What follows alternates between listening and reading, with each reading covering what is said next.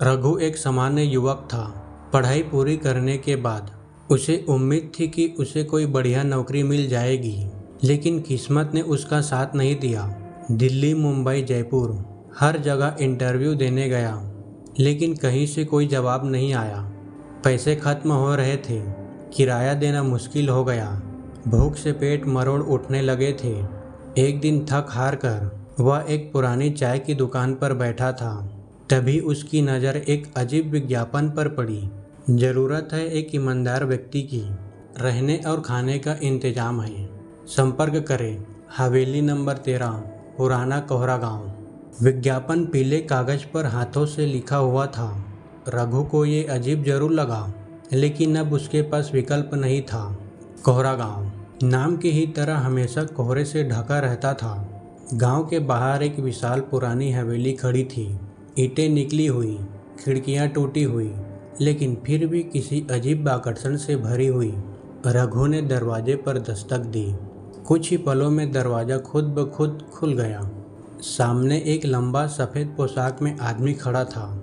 चेहरा फीका, आंखें बिल्कुल बेरंग और होठों पर एक असहज मुस्कान। उसने कहा, तुम सफाई का काम करने आए हो ना? रघु डरते हुए जवाब दिया, जी हाँ। उसने कहा, इस हवेली का बस एक नियम है, हवेली के दक्षिणी गलियारे में मत जाना और रात के 3 बजे सारे काम बंद कर देना। रघु ने सिर हिलाया। उसे क्या फ़र्क पड़ता, उसे तो बस खाना और सोने की जगह मिल गई थी। पहले दिन रघु ने मुख्य हॉल की सफाई शुरू की। मकड़ियाँ, धूल, टूटी मेज़ें, बहुत काम था, लेकिन हर कमरे में अजीब बातें होती थीं।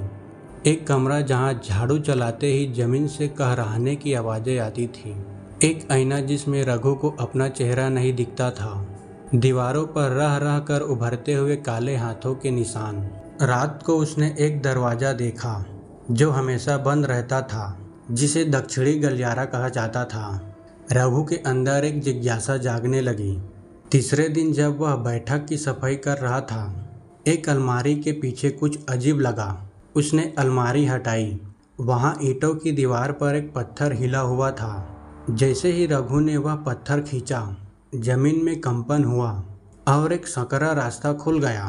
सीढ़ियाँ नीचे अंधेरे में उतरती थी। उसका दिल जोर से धड़क रहा था, लेकिन बेरोजगारी ने डर को पीछे धकेल दिया। उसने मोबाइल की टॉर्च ऑन की और नीचे उतर गया। सीढ़ियाँ बहुत गहरी थी और फिर एक अजीब दरवाजे पर ख़त्म हुई। दरवाज़ा लोहे का था और उस पर कुछ बहुत पुरानी, जंग लगी भाषा में लिखा था। जैसे ही उसने दरवाज़ा खोला, एक झटका सा लगा।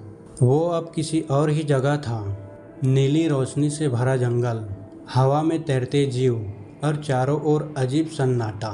यह दुनिया किसी सपने जैसी थी, लेकिन वहाँ कुछ था जो गलत था। रघु को एक गुफा दिखी जिसमें एक चमकदार पत्थर पड़ा था, ऐसा पत्थर जो उसने कभी नहीं देखा था। जब उसने उसे छूना चाहा, एक परछाई ने उसकी कलाई पकड़ ली।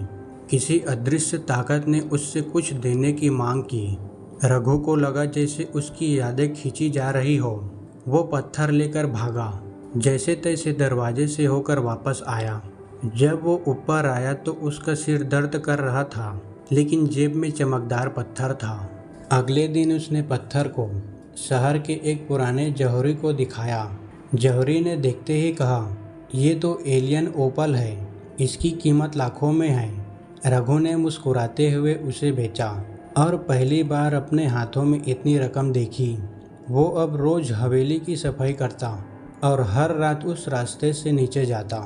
हर बार कुछ कीमती चीज़ें लेकर आता, कभी कोई प्राचीन सिक्का, कभी कोई अजीब क्रिस्टल, लेकिन हर बार कुछ न कुछ छूट जाता, यादें, सपने या आवाज़ें। एक रात जब रघु वापस आ रहा था, उसे सीढ़ियों पर एक लड़की बैठी दिखी। लंबी चोटिल, गर्दन फटी, सफ़ेद पोशाक और आंखों में खून। वो बोली, तुम हमसे चीज़ें ले जाते हो, अब तुम हमारी जगह लोगे। रघु चीखते हुए दौड़ा। वो डर गया। अब तक वह डर को अनदेखा करता आया था, लेकिन अब वह हर जगह उसे दिखने लगी। आईने में, खिड़की में, बाहर, बिस्तर के नीचे। रघु ने एक दिन साहस कर उस सफ़ेद कपड़ों वाले आदमी से पूछा, आप कौन हैं? उसने बस मुस्कुरा कर कहा, मैं सिर्फ दरवाजे का रखवाला हूँ। अंदर जाना तुम्हारा निर्णय था, अब बाहर आना तुम्हारे बस में नहीं रहेगा। अगली सुबह वो आदमी गायब था। रघु ने सोचा ये सब छोड़ देगा, लेकिन एक आखिरी बार वह उस दुनिया में गया। वहाँ सब कुछ बदल चुका था। अब वहाँ सिर्फ अंधकार था और एक लाल रंग का दरवाज़ा। वो दरवाज़ा खोला, अंदर सिर्फ आग थी और हजारों आत्माएं जलती हुई। एक आत्मा चीखी, वापस जा और दरवाज़ा हमेशा के लिए बंद कर दे। रघु ने वो दरवाज़ा बंद किया और बाहर आकर उस गुप्त रास्ते को ईंटों से बंद कर दिया। रघु अब एक छोटा सा दुकान चलाता है।